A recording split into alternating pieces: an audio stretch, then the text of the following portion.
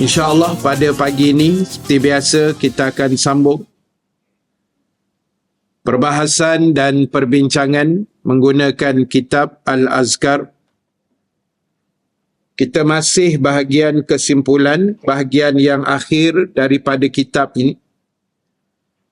Dan kita sambung bacaan dalam kitab pada muka surat 823. Ar-Rahmanir-Rahim, Maliki Yawmiddin, Iyyaka na'budu wa nasta'in.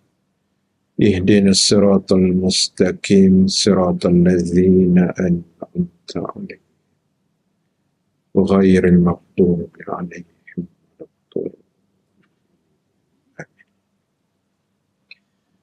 Alhamdulillahi rabbil alamin. Wal 'aqibatu lil muttaqin. Wala udwana illa 'alaz zalimin. Asyhadu an la ilaha illallah wahdahu la syarika lah. Wa asyhadu anna Muhammadan abduhu wa rasuluh. Rabbana iftah bainana wa baina qaumina bil haqq wa anta khairul fatihin. Wa sayakfikahumullah wa huwas sami'ul alim. Amma ba'. Terima kasih pada pimpinan majlis Puan Hajah Salwa. Hormati lagi dikasihi pada seluruh ahli jawatan kuasa kerja muslimat, muslimin dan muslimat, ibu-ibu yang dirahmati Allah Subhanahu wa ta'ala sekalian. Alhamdulillah ta'ala, kita memanjatkan kesyukuran kepada Allah. Dengan keizinannya kita dapat sama-sama dipertemukan sekali lagi pada pagi ini. Alhamdulillah. Mudah-mudahan pertemuan kita mendapat kebaikan, rahmat dan keampunan Allah Subhanahu wa ta'ala, insya-Allah. Muslimin dan muslimat, insya-Allah pada pagi ini seperti biasa kita akan sambung perbahasan dan perbincangan menggunakan kitab Al-Azkar. Kita masih bahagian kesimpulan, bahagian yang akhir daripada kitab ini. Dan kita sambung bacaan dalam kitab pada muka surat 823 pada hadis yang ke-13. Kitab lama. 667. Kitab baru 667. Kitab lama 823. Pada hadis yang ke-13. Bismillahirrahmanirrahim.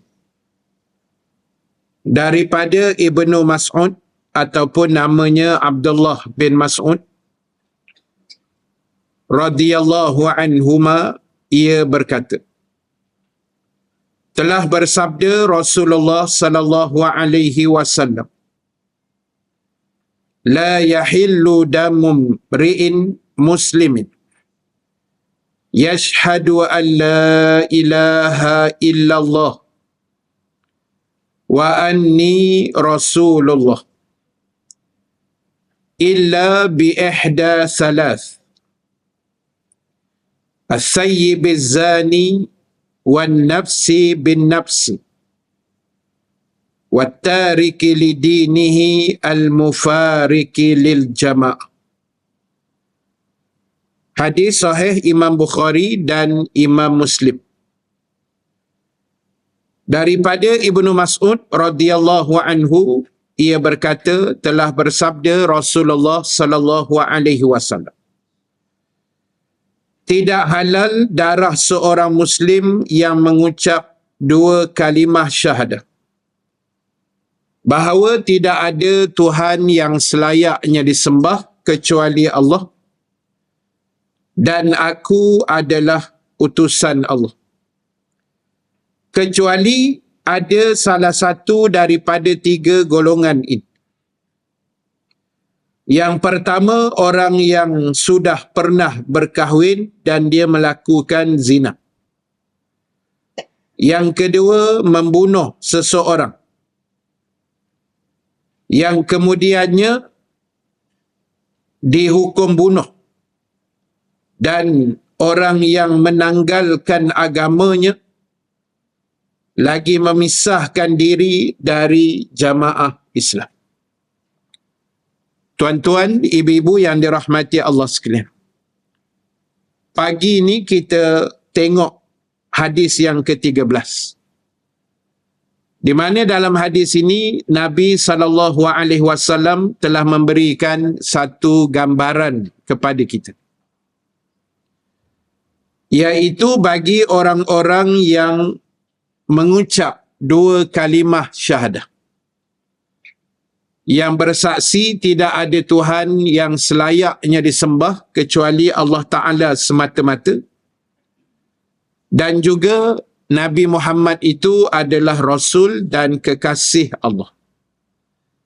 Siapa sahaja yang mengucap dua kalimah syahadah bermaksud dia telah menganut agama Islam. Dan bila mana dia telah menganut agama Islam, bermakna dia ada satu perlindungan yang diberikan oleh agama kepada kita semua, iaitu haram disentuh atau ditumpahkan darah kita. Maknanya bila kita mengaku Islam, maknanya kita selamat dari segi agama.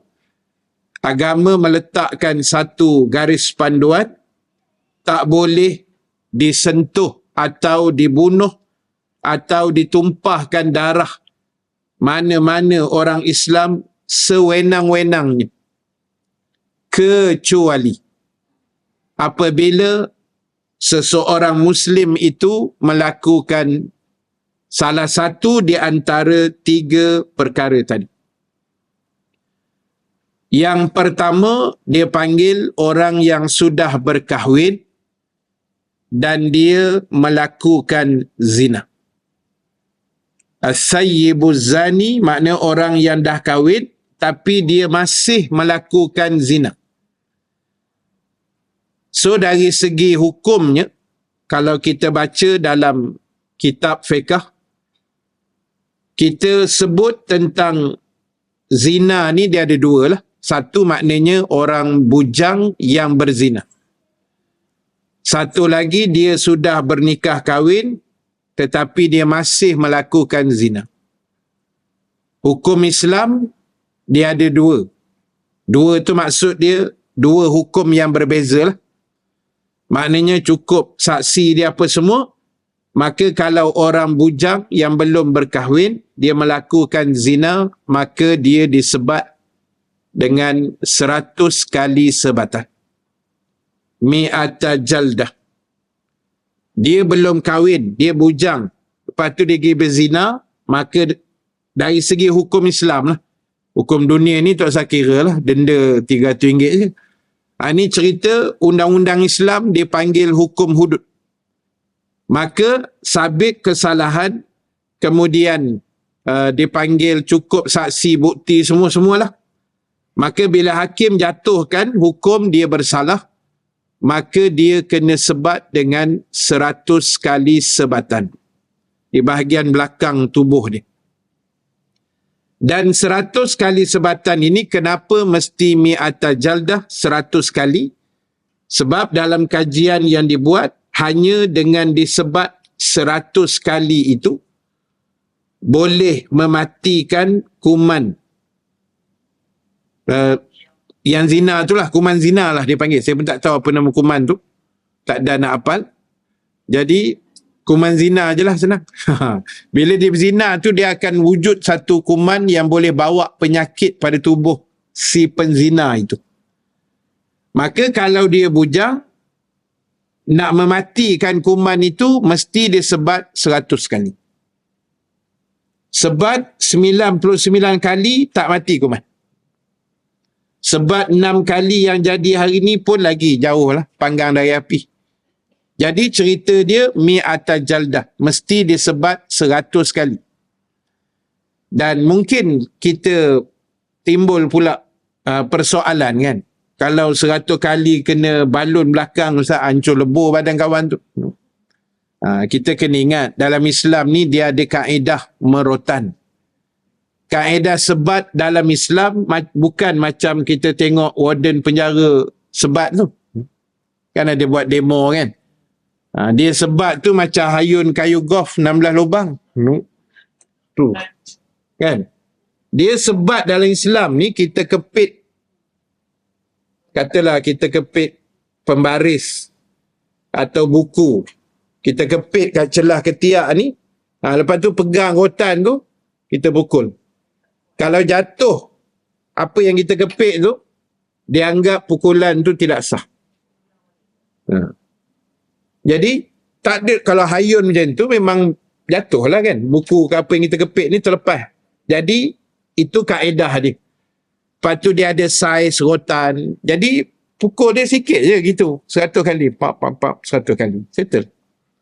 Dia sebenarnya untuk memberi pengajaran, bukan menyakitkan tubuh. Itu hukum dalam Islam. So, kalau orang tu dah kahwin, tapi galak berzina lagi, maka hukuman dia rejam sampai mati. Itu hukuman dia. Sebab apa sampai mati? Sebab dia dah kahwin. Kau dah kahwin, lepas tu pergi buat lagi kerja yang benda tu boleh dia buat oleh suami isteri yang sah, tapi pergi cari pula sumber lain yang haram, maka itu yang Nabi sebut, maka dia dijatuhkan dengan hukuman mati lah. Kalau istilah dia, rejam sampai mati. Itu nombor 1. Penzina yang sudah kahwin, dia tak boleh sebat 100, tapi kena rejam sampai mati. Yang kedua tadi, orang yang membunuh jiwa tanpa hak. Dia bunuh jiwa orang lain. Maknanya dia pergi bunuh orang tak pasal-pasal, tak ada sebab yang dibenarkan oleh agama. Kan? Jadi, katalah si A bunuh B dengan sengaja. Maka bila bawa bicara mahkamah, gedebak-gedebuk semua, hakim jatuhkan hukuman, dia bersalah. Jadi bila dia tu bersalah, dia ada 2 juga sebenarnya pilihan. Pertama, pilihan itu terletak pada tangan waris yang telah mati dibunuh tadi. Katalah B, mak dia mati kena bunuh. Contohlah. So, waris B ni, bila hakim jatuh hukum, waris B ni ada pilihan. Pertama, sama ada dia nak balas bunuh balik. Maknanya, dibunuh pula si pembunuh tadi. Atau dia boleh memaafkan. Mungkin dia lembut hati tak. Dia kata tak apalah. Kalau aku bunuh balik pun, mak aku tetap mati lah. Jadi, ambil pilihan kedua, iaitu si pembunuh tadi dikenakan denda.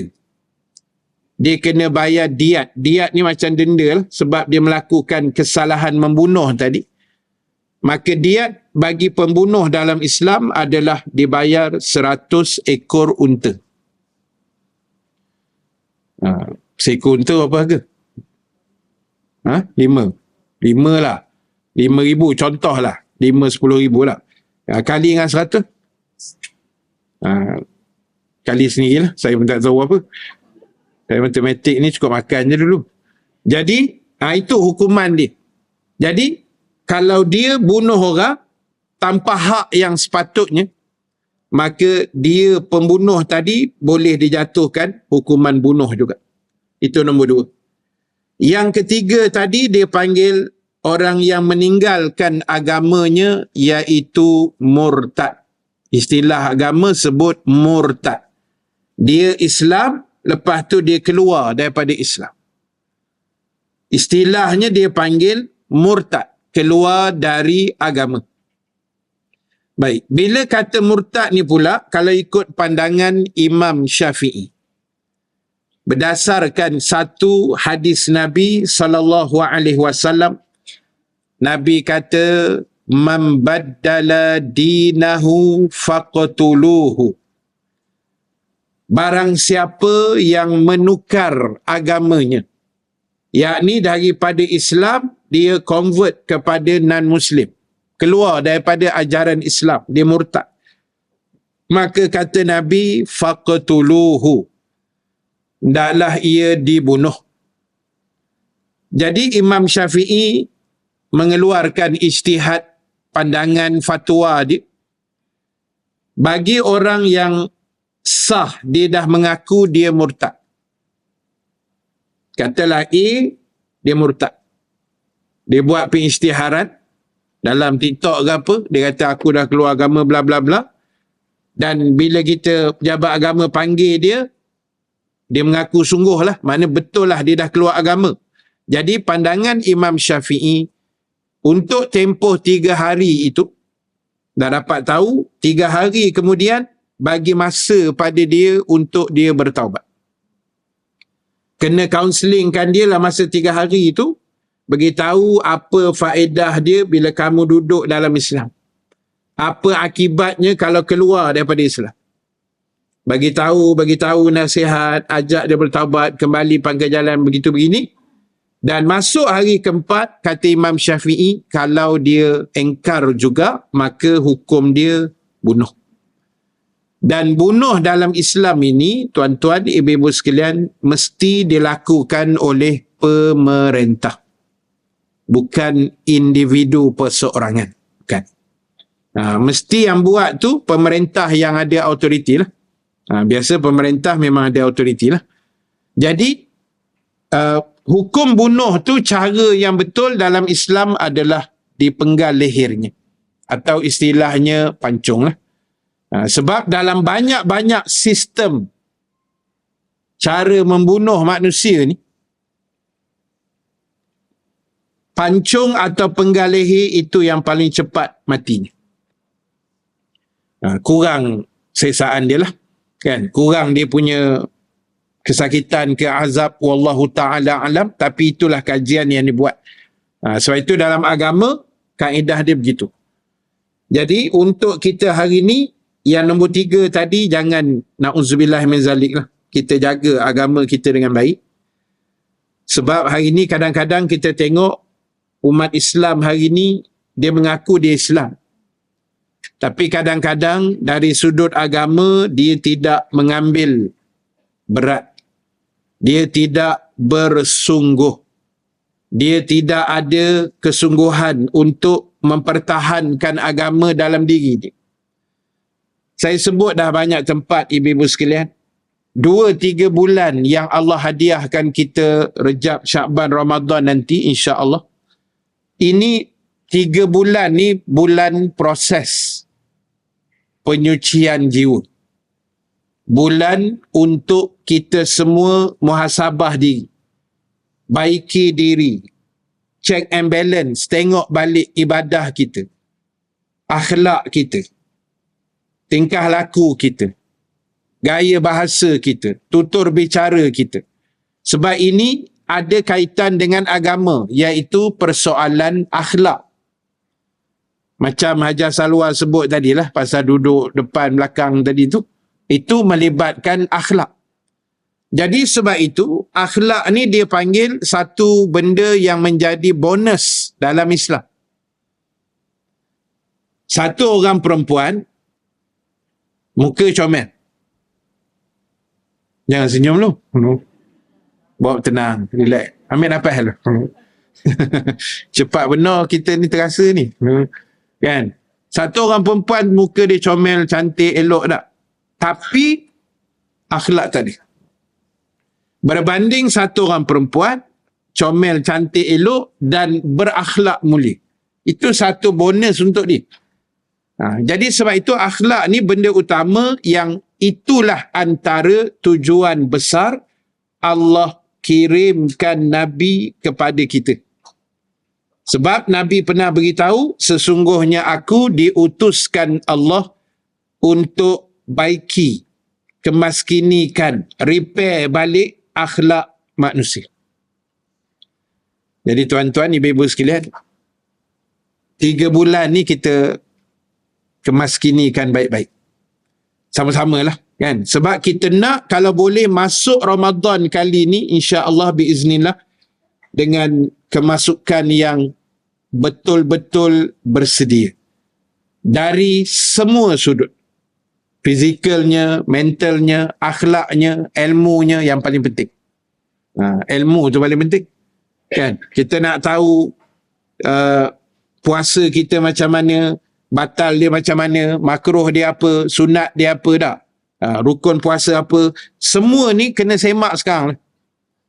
Kena buka-buka balik buku-buku fiqah kita, tengok balik, study balik. Kan? Kalau lama dah tak makan kurma, beli kurma sekarang. Training balik. Cara makan kurma yang betul. Ya, lagi takut buka puasa, makan kurma, telan dengan biji tu. Punya semangat nak sembahyang maghrib cepat, kan? Kunyah dengan biji sekali. Jadi, kena tengok balik. Tak? Benda-benda ni sebagai penambahbaikan. Jadi ingat, jadilah seorang Muslim yang benar-benar menyayangi agamanya. Kan? Sebab hari ni kadang-kadang orang tak ambil peduli.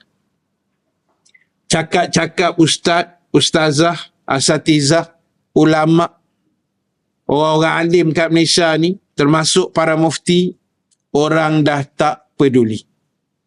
Saya pun tak tahu sebahagian kita ni nak dengar cakap siapa sebenarnya. Mufti tegur pun sekali lagi baru ni pasal konsert pun orang tak peduli. Kan? Akan ada pula satu konsert lagi lepas ni, dekat-dekat nak puasa ni. Jadi, bila ditegur, yang menegur tu, orang yang paling ada autoriti dalam bidang agama dalam undang-undang Malaysia. Mufti lah. Kalau kami tegur, orang tak dengar, itu standard. Kami cakap pun kadang-kadang, saya tak gamak nak habis ayat tu. Kan? Kadang-kadang kita pun tak dengar saya cakap. Kan? Dengar-dengar tapi tak buat pula. Jadi banyak dia punya cabaran tu kan. Jadi apa pun ibu-ibu sekalian, saya ingatkan diri saya dan kita semua yang dah mengaji dekat Masjid Al-Falah ni sejak puluhan tahun. Daripada tak ada dewan yang cantik ni sampai ada lah Dewan Fatimatul Zahra. Kan? Daripada kita mengaji sekejap dalam masjid, sekejap kat luar, sekejap kat sini, sekejap tak ke mana-mana. Kan? Tak apa, mengaji je lah. Lama dah. Pengalaman yang manis lah sebenarnya. Kan? Mengaji ni sebenarnya setiap hari pengalaman yang manis. Walaupun benda tu kadang-kadang macam pahit, tapi sebenarnya dia manis. Minggu ni, saya tengok straight banyak masjid surau buat program Isra' Mi'raj. Saya tengok jadual ibu-ibu pun dekat masjid ni pun, sahabat saya juga, Dr. Anzaruddin, kan? Hari 10 bulan kot kami. Jadi, dia mengatur kuliah, proses kuliah, perjalanan kuliah, nak pergi kuliah, tak pergi kuliah, itu semua cerita yang sebenarnya cabaran kita dalam menuju jalan ke syurga. Saya cerita kemarin kot, ada satu jadual saya, dah minta dah 3-4 minggu lepas lah, untuk Isra' lah minggu ni. Kan? Tempat tu pun saya rasa tak pernah pergi kot. Jadi sahabat ni saya kenal lah. Dia pun WhatsApp, Ustaz, free tarikh ni kita nak masukkan jadual Ustaz untuk Isra' Mi'raj. Saya pun ada jadual, tapi saya ejah lah. Pindah sana, tukar sini kan. Ejah-ejah sikit nak bagi jadi kat. Kemarin dulu, minta maaf Ustaz, tak jadi. Penat aku, ubah jadual aku. Kan? Hala ke sana, kona ke sini kan. Dia kata pasal saya bukan AJK Ustaz, tapi AJK yang ada tak terima pula. Dia kata, tak apalah, saya kata. Saya berehat je lah malam tu kat rumah. Kan? Buatlah kat rumah je. Jadi tak apa, itu contoh cabaran. Kan? Tapi semua tu sebenarnya ibu-ibu sekalian, itu pengalaman-pengalaman yang menarik, yang menyeronokkan, yang boleh kita kenang satu hari nanti. Kan? Tapi itu tidak seteruk macam sahabat-sahabat baginda yang mulia, cabaran Nabi dalam menjalankan dakwah, itu lebih hebat. Jadi sebab itu yang penting sekarang ni, jaga agama ni baik-baik, sayangilah agama ini, ingat apa yang baginda Rasul dah pesan, addu alaiha bin nawajis. Nabi kata, gigitlah agama ini, peganglah sunnah ini, pegang Quran, pegang Islam dengan gigi geraham kamu. Maknanya pegang betul-betul. Kan? Gigit dengan gigi geraham ni maknanya gigit sungguh-sungguh. Itu yang Rasulullah pernah pesan pada kita. Baik, hadis yang ke-14. Daripada Ibnu Umar ataupun Abdullah bin Umar radhiyallahu anhuma, bahawa Rasulullah sallallahu alaihi wasallam telah bersabda, umirtu an uqatilan nasa hatta yashhadu an la ilaha illallah wa anna muhammadar rasulullah wa yuqimus salata wa yu'tuz zakata fa iza fa'alu dhalika asamu minni dima'ahum wa amwalahum illa bihaqqil Islam wa hisabuhum 'ala Allah ta'ala. Daripada Abdullah bin Umar radhiyallahu anhuma, bahawasanya Nabi SAW telah bersabda, aku diperintahkan untuk memerangi manusia, kata Nabi, sehingga mereka bersyahadah bahawa tidak ada Tuhan selain Allah dan bahawa Muhammad itu adalah Rasulullah. Dan mereka mendirikan solat, mengeluarkan zakat. Apabila mereka melakukan syahadah, solat dan zakat, bererti mereka memelihara darah dan harta mereka daripadaku, kecuali ada hak Islam lainnya yang menuntut mereka. Sedangkan perhitungan mereka itu ada pada sisi Allah Ta'ala. Baik. Tuan-tuan, ibu-ibu sekalian. Hadis yang berikutnya ini, yang ke-14, lebih kurang jalan cerita dia macam tadi juga. Maknanya apabila seorang manusia itu melafazkan dua kalimah syahadah. Dan dua kalimah syahadah ini, dia bukan lafaz yang biasa-biasa. Dia bukan macam lafaz ikrar rukun negara ke apa, bukan. Dia adalah suatu lafaz yang sangat mulia, yang ada ikatan perjanjian sampai kita mati. Iaitu perjanjian kita menyaksikan tidak ada Tuhan yang layak kita sembah selain daripada Allah, dan Rasul itu adalah Rasulullah. Dalam masa yang sama, kita dirikan solat, kita juga mengeluarkan zakat bila cukup haul nisab apa semua sekali. Dan kalau itu yang kita buat, dari segi agama, dia akan jaga darah kita, harta kita. Kecuali apa yang ada hak di dalam tuntutan itu. Contoh, macam harta kita ada hak. Apa hak dia? Hak dia pertama yang sunat nama dia sedekah. Dan yang wajib namanya zakat. Itu hak bagi harta. Jadi, kita kena selesaikan yang itu. Bukanlah makna bila kita mengucap harta kita ni siapa pun tak boleh usik. Bukan. Mana boleh diusik, tapi ada kaedah dalam agama. So, antaranya sedekah. Sebab tabung dah sampai. Jadi sedekah. Tabung pun dah diedarkan tu. Jadi bubuhlah sebanyak dan semampu, seikhlas yang mungkin untuk program-program kita, termasuk program Ramadan nanti dan sebagainya lah. Itu macam biasalah, tak payah saya suruh. Ibu-ibu semua, tuan-tuan yang terbaik dalam memberi infak. Jadi kita infak ni jangan berkira. Ingat kalimah tu. Ya, jangan berkira. Contoh berkira ni apa? Kenapa tak buat duit? Semalam dah bagi, Ustaz. Itu berkira lah tu. Semalam makcik, itu semalamnya cerita. Hari ni punya. Semalam hari Minggu, itu lain. Hari ni, besok. Kan? Boleh bubuh lah RM1, RM2, RM5, RM10 berapa pun. Kan? Tak boleh, tak apalah nak buat macam mana. Kita mungkin ada keperluan lain kan. Jadi mana yang boleh, kita bubuh. Niat infak, boleh niat pahala untuk arwah ayah, arwah mak, boleh. Tak ada masalah. Kan? Niat untuk benda lain pun boleh. Ya Allah, aku sedekah RM10 ni, mudah-mudahan sakit pinggang aku 2-3 hari ni lega, ya Allah.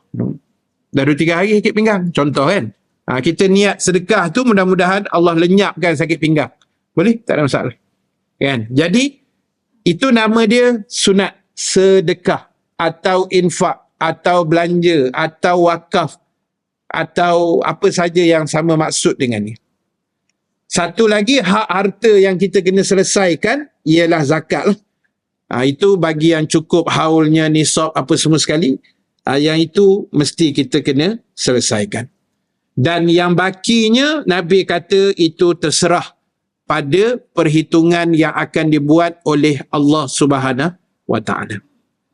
Baik, berdasarkan 2 hadis 13 dan 14 kita dah baca tadi, satu benda yang kita nampak gambarannya sedikit, betapa mulianya kita ini bila kita dipilih oleh Allah Ta'ala duduk dalam agama Islam. Dan sepatutnya kita mesti berbangga. Mesti rasa Alhamdulillah, rasa penuh kesyukuran. Sebab bila kita duduk dalam cahaya agama ni, dia sangat-sangat berbeza dengan pemahaman aliran agama yang direka cipta oleh manusia yang semuanya menyesatkan manusia. Yang tidak menyesatkan manusia ni hanya agama Islam sahaja, yang akan bimbing manusia ke arah jalan yang lurus, jalan yang betul. Sebab itu, benarlah apa yang pernah disebut oleh Sayyidina Umar bin Al-Khattab radhiyallahu anhu. Apabila dia berucap selepas dia menombangkan Rom dan Parsi dengan bala tenteranya pada zaman pemerintahan Sayyidina Umar bin Al-Khattab. Apa kata beliau? Dia kata, nahnu qaumun a'azzanallahu bil Islam. Kami ni, kata Sayyidina Umar, dia berucap depan panglima yang telah tumbang tadi. Dia kata, kami adalah satu kaum yang dimuliakan Allah hanya kerana Islam yang ada dalam diri kami. Kami jadi mulia, jadi terhormat adalah kerana Islam yang Allah beri pada kami. Dan kata Sayyidina Umar, barang siapa yang mencari kemuliaan selain daripada Islam, azallanallah, dia akan dihina oleh Allah. Jadi kita pegang perkataan Sayyidina Umar ni, bila kita duduk dalam Islam, kita akan jadi mulia. Mulianya kita kerana Islam yang Allah hadiahkan pada kita. Sebab kata Sayyidina Umar, siapa yang cari kemuliaan lain daripada Islam, Allah akan hina dia. Walaupun kita pernah cerita dulu, ada orang memandang kemuliaan ini dalam kepelbagaian sudut yang lain daripada Islam. Contoh, ada orang pandang orang yang kaya raya itulah satu kemuliaan. Orang yang harta banyak, asetnya bilion-bilion, duitnya berkepuk banyak, maka dia anggap orang itu mulia. Sebenarnya bukan. Belum tentu. Sebab dah ada bukti orang yang duit banyak tapi hina. Siapa dia? Korun. Korun ni bukan duit dia banyak, harta pun sepah, punya banyak. Dia tenggelam di Mesir, hartanya timbul di Subang Jaya. Harta karun nama dia. Tembikar buruk tu, tengok-tengok, ni harta karun. Mujur tak amat habak punya kan. Jadi, dia tenggelam kat Mesir tu. Boleh timbul pula kat Malaysia, punya hebat, punya kaya, dia bersepah harta dia tak. Jadi, mati dia ke mana, ibu-ibu sekalian? Api neraka. Dan mulia manusia bukan kerana kuasa. Kalau kita anggap orang yang berkuasa tu orang mulia, nescaya Firaun lebih mulia pada kita. Firaun hidup 500 tahun. Dia merintah Mesir pun 200-300 tahun. Lama dia merintah. Ramses yang kedua, bapa angkat Nabi Musa tu lah. Yang tenggelam dalam Laut Merah tu kan. Lama dia merintah. Berkuasa. Dalam riwayat sebut Firaun tak pernah sakit. Batuk tidak, bersin tidak, resdung apatah lagi. Gaut pun tak ada. Kan? Sehat 24 jam. Tapi ke mana Firaun? Api neraka, ibu-ibu sekalian. Mulia tak dia? Tak ada. Mulia atas dunia je. Orang tengok hebat, orang mengaku dia jadi Tuhan kan. Tapi mati masuk neraka. Dan bukanlah mulia itu juga diukur dari keturunan. Keturunan belum menjamin kemuliaan seseorang. Kalau kita anggap keturunan itu satu kemuliaan, Abu Jahal, Abu Lahab lagi mulia daripada kita. Sebab dia keturunan Nabi. Kita keturunan siapa? Imam Syafi'i pun tak sampai agaknya kita. Tak tahu keturunan mana kita kan. Itu keturunan Nabi tu. Abu Jahal, Abu Lahab, Abu Talib, semua pak saudara Nabi lah. Pak penakan Nabi. Keturunan Nabi. Bani Hashim, Bani Muttalib. Tapi ke mana dia pergi? Malaikat tak tanya, kau pak saudara Nabi, okeylah. Kau tim lah. Tak ada. Malaikat kau tak peduli kau keturunan Nabi ke, keturunan siapa sekalipun. Kan? Atas dunia lu terkenal ke tak terkenal ke, malaikat tak heran semua benda tu. Jadi ingat, kalau kira keturunan, Bilal bin Rabah tu hina. Kulit hitam apa semua kan. Tapi dalam cerita Isra' ni kan ada nama Bilal bin Rabah keluar. Bunyi terompah kasut yang berjalan dalam syurga. Nabi dengar bunyi orang berjalan. Dan Nabi tahu itu bunyi sahabat dia. Macam kita. Kan? Kita berjalan datang Masjid Al-Falah ni. Kita keluar sekejap lagi berjalan. Kita boleh camu. Dengar-dengar ni macam Makcik Lijah ni. Cara dia seret kasut dia tu. Kan? Macam kenal ni. Contoh.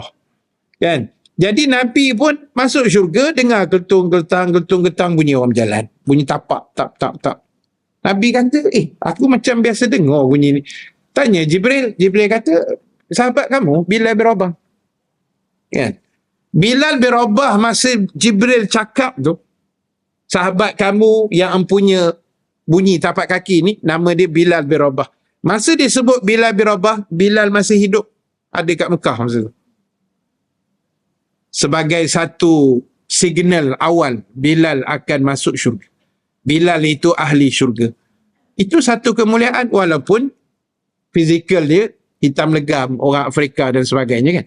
Bukan itu penilaian kemuliaan, tapi Islam yang ada dalam diri Bilal. Jadi sebab itu ibu sekalian, kita jaga Islam ni baik-baik. Jangan rosakkan nama baik Islam. Hari ni kadang-kadang saya tengok ada segelintir lah, 1-2 orang, bukan ramai pun, yang kadang-kadang dia tak peduli langsung tentang agama Islam walaupun dia tu mengaku Islam. Ada yang viral-viral. Yang kita tahu ni pasal viral-viral tu. Pasal viral kita pun tak tahu. Kan? Dia peluk anak anjing. Jadi itu bukan kucing, itu anjing. Takkan tak beza anjing dengan kucing. Budak tadika pun tahu beza. Kan? Jadi banyak binatang lain. Kan? Singa boleh peluk. Apa masalah? Tidak najis. Kan? Kalau beranilah. Kan? Dan peluk sekejap lagi dia faham kita. Jadi yang beria-ria sangat dengan anjing tu pasal apa? Sebab anjing ni dia ada hukum special. Kalau dalam mazhab Syafi'i kita kan, dipanggil najis mughalazah, anjing dengan babi dan keturunannya.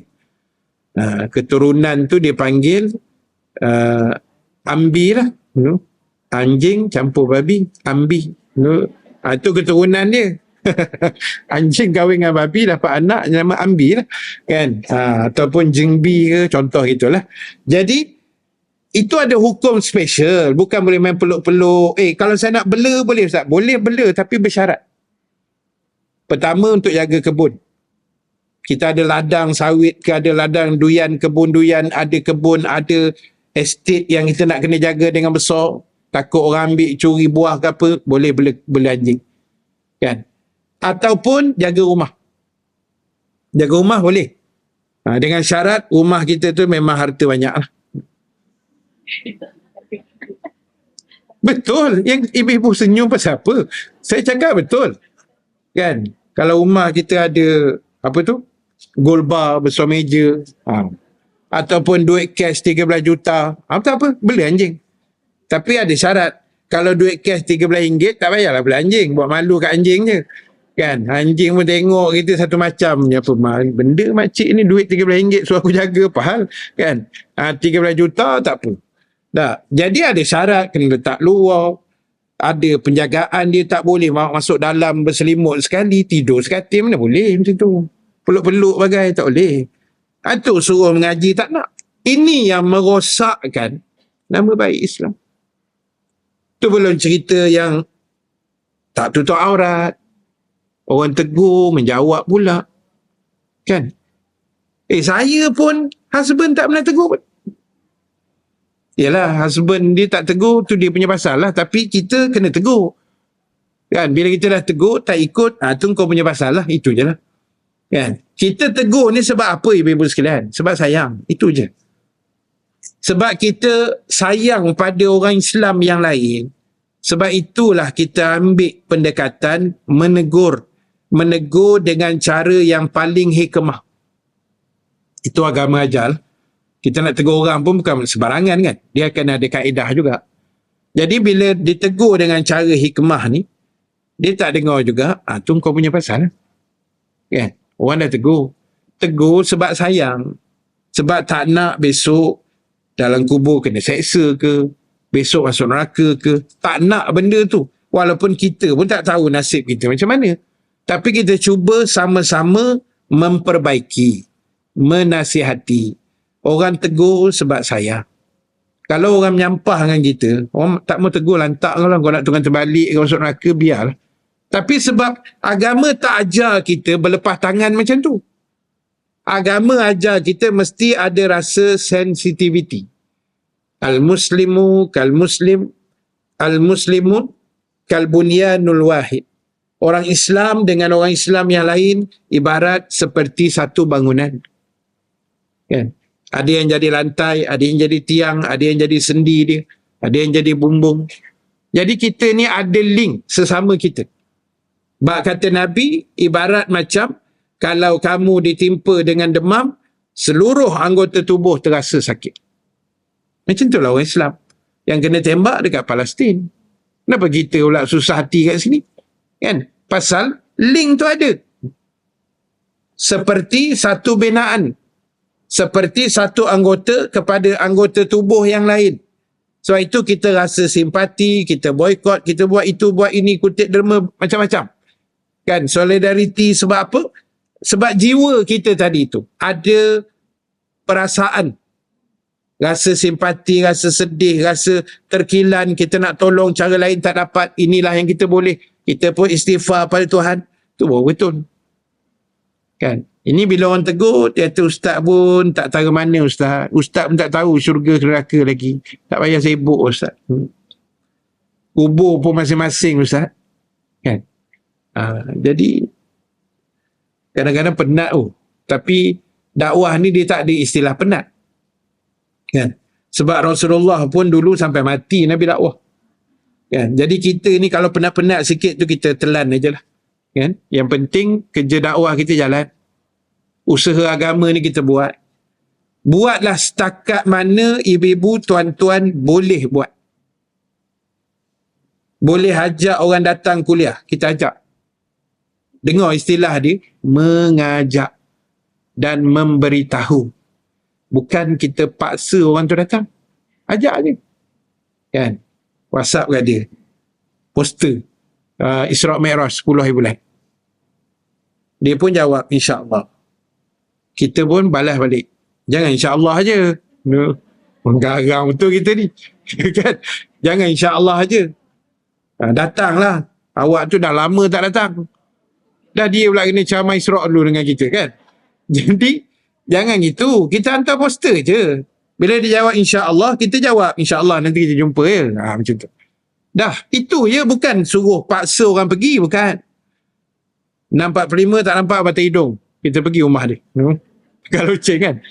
Seret dia masuk dalam kereta, bubuh dalam bonet, jangan. Itu bukan dia. Agama tak suruh kita buat sampai macam tu. Islam ajar kita wa ya'muru nabil ma'ruf. Ajak orang buat baik. Bukan paksa orang buat baik. Ajak ni maknanya share. Beritahu. Kongsi. Forward. Kalau zaman kita ni forward lah. Share-share kan. Itu je. Bukan kita paksa orang. Bukan. Ajak je. Dia datang tak datang, dia punya pasal. Sebab kebaikan ni bila kita boleh buat, ibu-ibu sekalian, secara konsisten. Perkataan tu kena pegang. Konsisten tu. Berterusan. Istiqamah. Berpanjangan. InsyaAllah ada kesan yang baik dalam masyarakat. Saya bagi contoh. Saya tengok itu hari rasanya ada Masjid Al-Falah pun ada buat subuh macam Jumaat. Ada kan? Saya ada pergi satu masjid 2 minggu lepas. Masjid Kampung Jenjarum, Banting. Saya dijemput kuliah subuh khas sempena subuh Jumaat. Okeylah. Saya pun cancel jadual tempat lain, minta laluan. Diorang pun kata pergi Ustaz, tak ada hal. Kita pergi. Jadi, bila saya pergi itu, kuliah subuh, Alhamdulillah, penuh. Penuh dalam ruang solat utama sampai ke belakang. Sampai keluar. Masjid Kampung Jenjarum ni tak adalah besar mana sangat. Dalam kampung, betul-betul kampung, dalam ladang kelapa sawit yang telah dibersihkan lah. Adalah kesan-kesan sawit tu masih ada kan. Tapi betul-betul kampung. Dan mereka buat tu, dah masuk yang saya pergi tu siri ke-5. Subuh macam Jumaat, siri ke-5. Saya tanya dia, siri sebelum ni buat tu kaedah dia macam mana? Kita buat sebulan sekali Ustaz. Every month. Cuma yang sedih siri ke-5 yang saya pergi itu, walaupun dikatakan paling ramai berbanding siri 1 sampai 4, kehadiran untuk saya pagi itu dianggap paling ramai lah. Itu AJK beritahu. Tapi yang sedih tak ada kambing pagi itu. Itu yang aku sedih kan. Kambing ada pada siri kedua saja.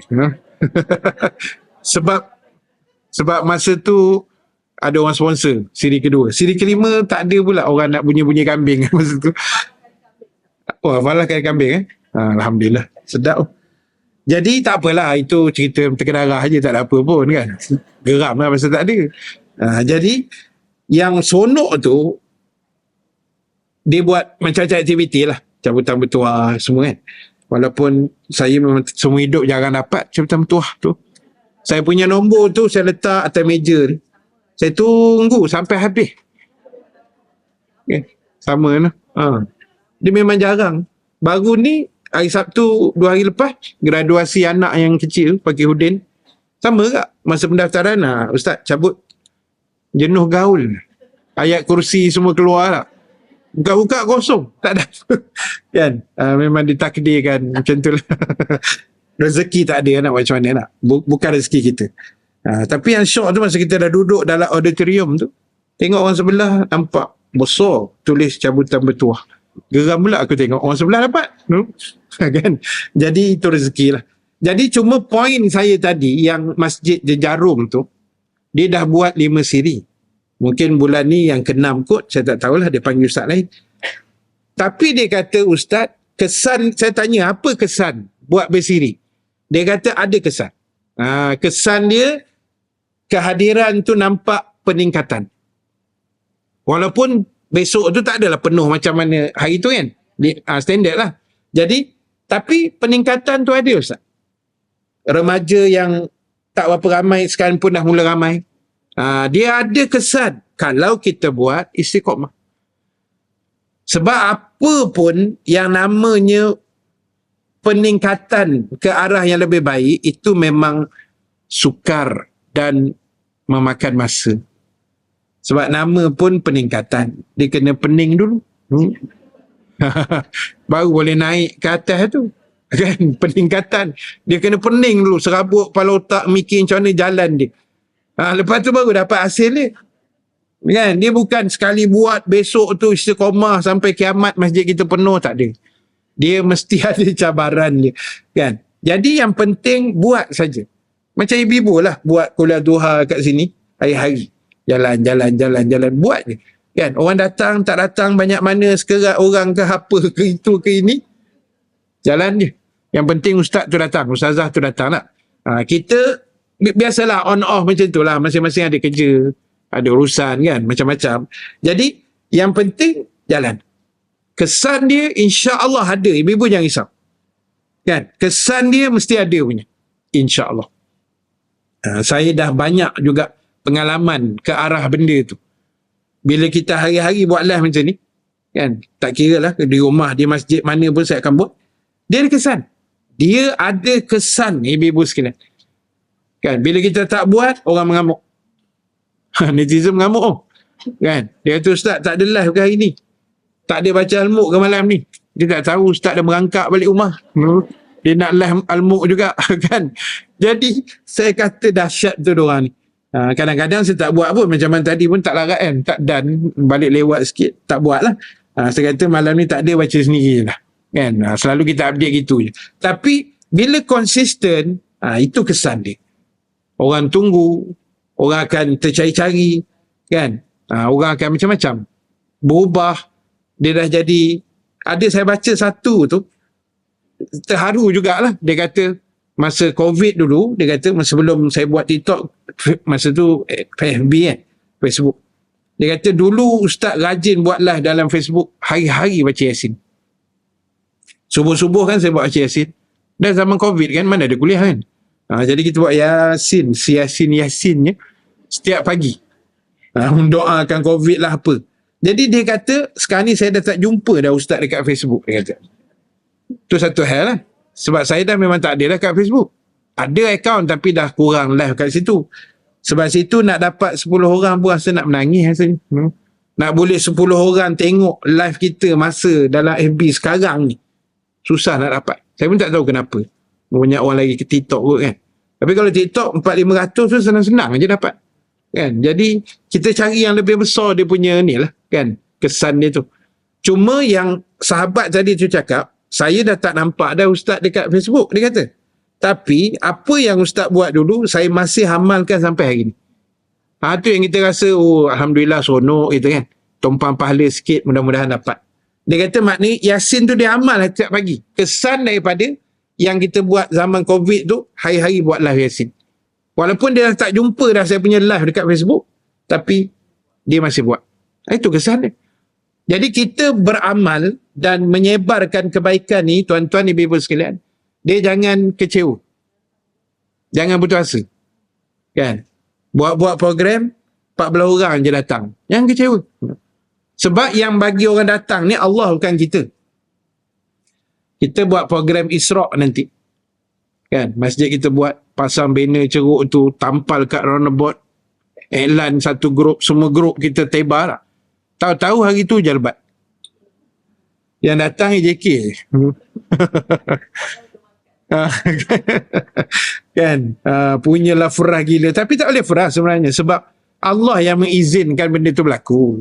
Kita ajak je sebar, iklan, tampal, tempek, kan? Share dalam grup. Yang menggerak hati orang nak datang masjid malam tu Allah Ta'ala. Bukan kita. Bukan JK pun. JK usaha saja. Tapi kalau kita faham konsep tu, tak adalah kita rasa terduduk kan, rasa esok nak tak jawatan jadi JK Ustaz, terus nak tak jawatan tu. Tak ada. Kan kita teruskan buat kerja insya-Allah. Baik, itu hadis 14. Saya nak sambung yang terakhir satu lagi, hadis yang ke-15. Daripada Abdullah bin Umar radhiyallahu anhuma. Ustaz Farhan kata jangan down. Rajin betul dia mengacau kuliah aku ni. Dia tak ada kuliah tu pagi ni. Selalu dia ada kuliah duha. Saya baru ternampak komen dia. Baik, hadis yang terakhir untuk pagi ni, ibu-ibu sekalian, tuan-tuan yang dirahmati Allah, hadis yang ke-15. Daripada Ibnu Umar ataupun Abdullah bin Umar radhiyallahu anhuma, ia berkata, Rasulullah sallallahu alaihi wasallam pernah bersabda, Bunyal Islamu ala khams, syahadati an la ilaha illallah wa anna Muhammadar Rasulullah wa iqamis salati wa ita'iz zakati wal haji wa sawmi Ramadan. Hadis Imam Bukhari dan Imam Muslim. Baik, hadis ni lebih berkisar kepada apa yang kita namakan dengan 5 rukun Islam. Daripada Abdullah bin Umar radhiyallahu anhuma, ia berkata, telah bersabda Rasulullah sallallahu alaihi wasallam, Islam ini terbina di atas 5 dasar atau dipanggil 5 rukun. Rukun Islam atau dasar Islam. Yang pertama adalah syahadah. La ilaha illallah. Kita mengaku tidak ada Tuhan selain daripada Allah. Dan sesungguhnya Nabi Muhammad itu adalah Rasul dan utusan Allah. Itu nombor 1. Yang kedua adalah mendirikan solat. Yang ketiga, mengeluarkan zakat. Yang keempat, melakukan puasa di bulan Ramadan.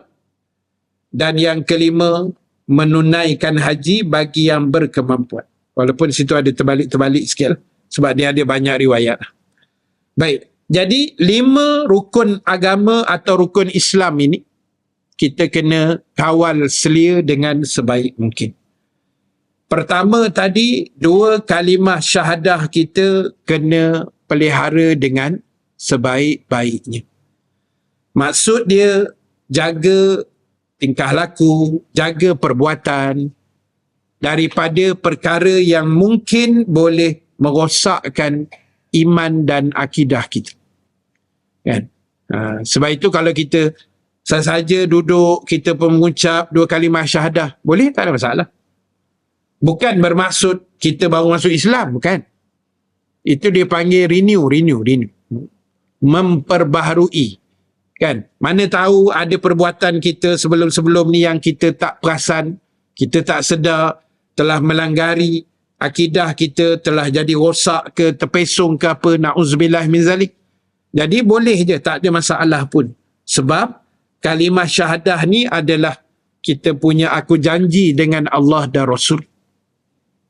Jadi bila aku janji ni, kita kena pegang sungguh-sungguh, jaga baik-baik supaya ianya tidak rosak, sebab ia adalah lesen yang paling utama melayakkan kita ke syurga Allah dengan izin Allah dan rahmatnya juga.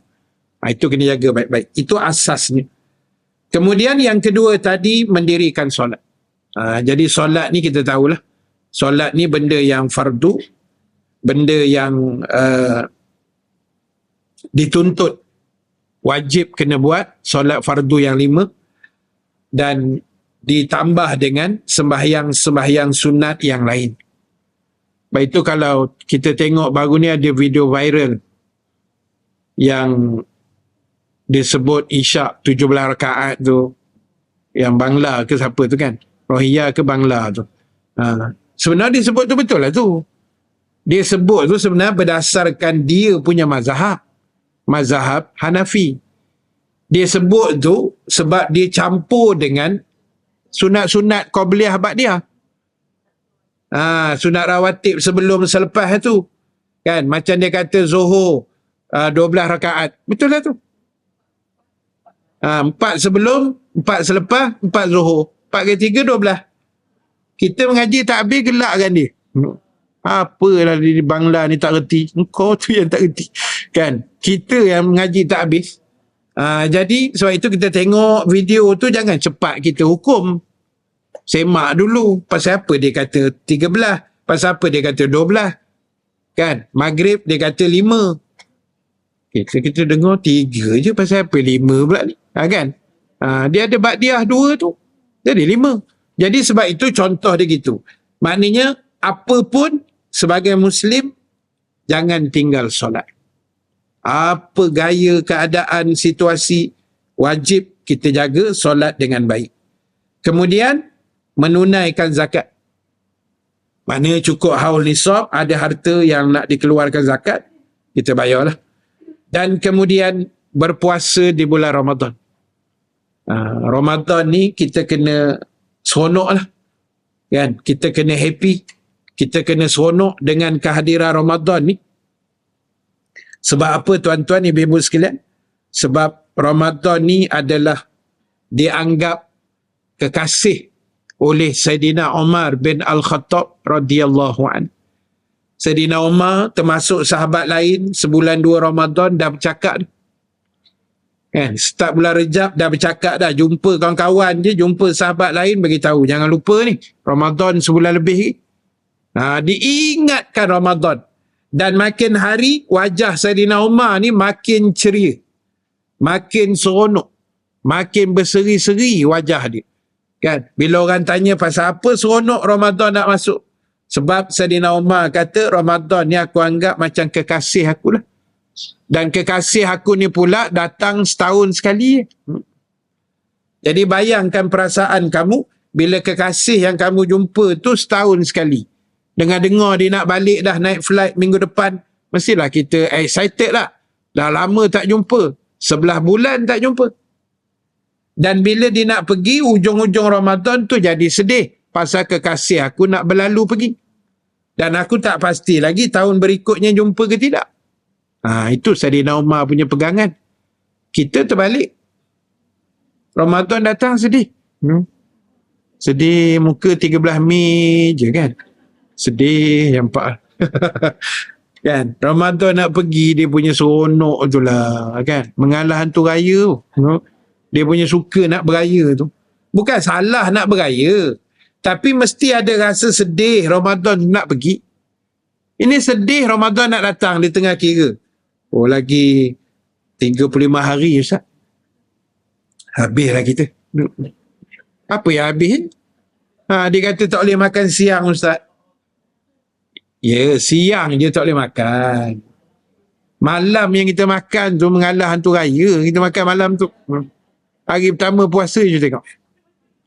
Merangkak masuk bilik air, ambil air semayang maghrib. Mengalah buaya lagi. Kan? Dia punya terkedarah tu. Ni, air temikai 1 besen tu. Hari pertama Ramadan. Muntah terus lepas tu. Tak pergi tarawih dah. Tu yang kata tak boleh nak makan sangat tu. Kan? Tolak batu kayu je. Jadi tak usahlah kita buat benda merepek macam tu kan. Patutnya tak sabar ni. Tak sabar. Pasal kita tahu fadilat Ramadan tu. Kebesaran dia, pahala dia menimbun-nimbun, Lailatul Qadarnya, syaitan dibelenggunya, pintu syurga rahmat semua dibuka seluas-luas. Apa yang kita nak lagi? Dan benda ni umat lain tak dapat. Umat dulu tak ada Lailatul Qadar, tak ada. Kita saja. Umat dulu tak dapat bulan Ramadan. Kita saja. Umat Muhammad special sebab umur kita pendek. Umat dulu ratus tahun. 1000 tahun pun ada. Kita 60-70.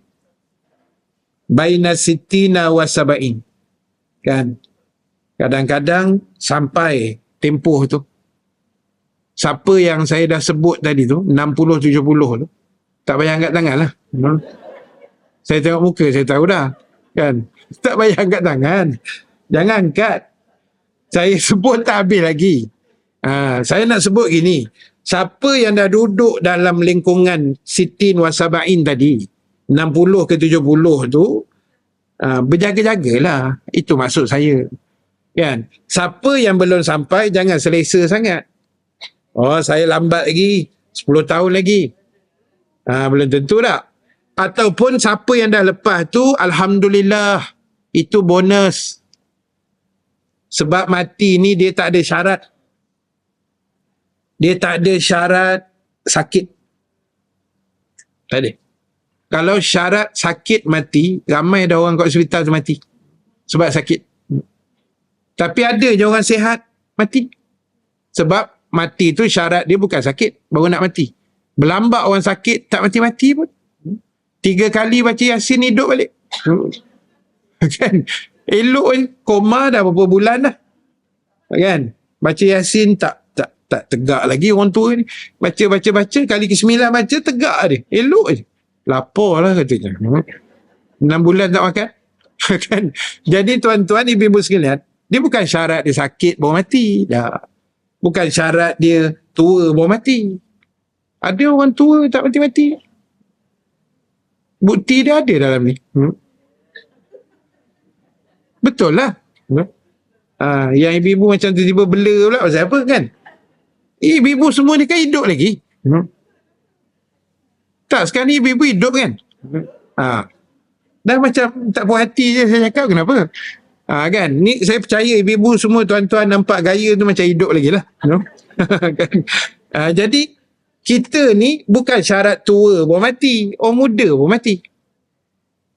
Saya cerita itu hari kan, sahabat saya meninggal minggu lepas.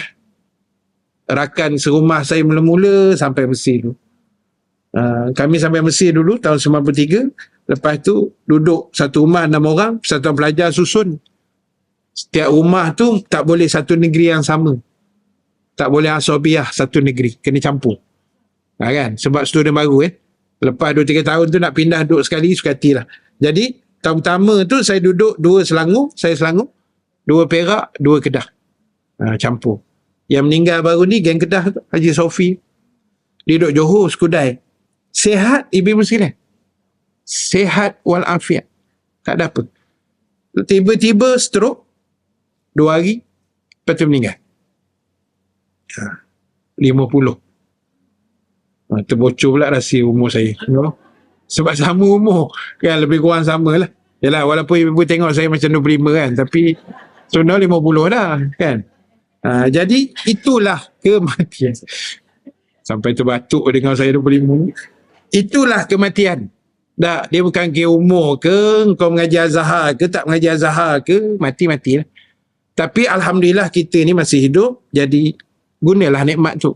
Dan kita doalah supaya Allah izin kita sekali lagi Ramadan tahun ni dapat penuh sebulan, sehat walafiat. InsyaAllah. Amin ya Rabbal Alamin. InsyaAllah.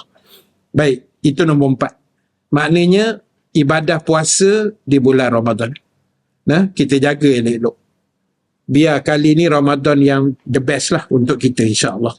Dan yang terakhir tadi adalah menunaikan haji dengan syarat yang tertentu lah. Kemampuan dan sebagainya. Walaupun sekarang ni dah makin dia panggil kos tu agak makin meningkat kan. Sejak COVID itu hari. Jadi apa pun jalan ceritanya, insya-Allah pasang niat elok-elok. Mana yang belum daftar haji, pergilah buat. Dipanggil daftar haji kan. Dia syarat nak pergi haji kat Malaysia ni kena daftar haji. Daftar haji tu bukan buka akaun tabung haji, bukan. Daftar haji. 2,000, berapa? 2,000 2,500. 1,300. 1,300, 1,500 macam tu lah. So kalau kita daftar 2024 ni, kita dapatlah giliran tu 2098 ke berapa. Dia dengar-dengar tu dia meninggal dululah kan. Dia kata lambat lagi Ustaz, 100 tahun lagi. Tak apa, niat tu dah ada. Kan bila kita buka tu maknanya kita dah niat lah tu. Kita niat nak pergi haji kan.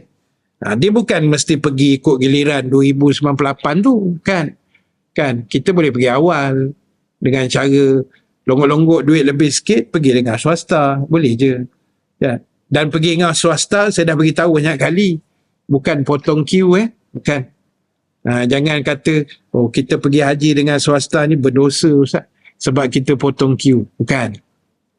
Kota swasta diasing dengan apa yang kerajaan Saudi umumkan baru ni 31,300 ke berapa. Kan? Untuk itu semua muasasah tu. Yang swasta asing di kota lain. Jadi tak ada isu pasal potong queue ke apa, tak ada. Boleh pergi. Sama-sama ada pahala insya-Allah. Baik. Wallahu ta'ala a'lam. Itu yang boleh kita share sedikit dalam 3 hadis yang kita baca tadi, 13, 14, 15. Dan insya-Allah hadis yang ke-16 kita sambung. Cuti sekolah ada? Ada Kita sambung 2 minggu akan datang. Isnin, minggu yang ketiga, cuti sekolah. Itu cuti sekolah, insya-Allah. Sebab sekolah minggu ni last kan? Lepas tu cuti sebulan. Habislah rumah. Tongkang pecah. Baik. Assalamualaikum warahmatullahi wabarakatuh.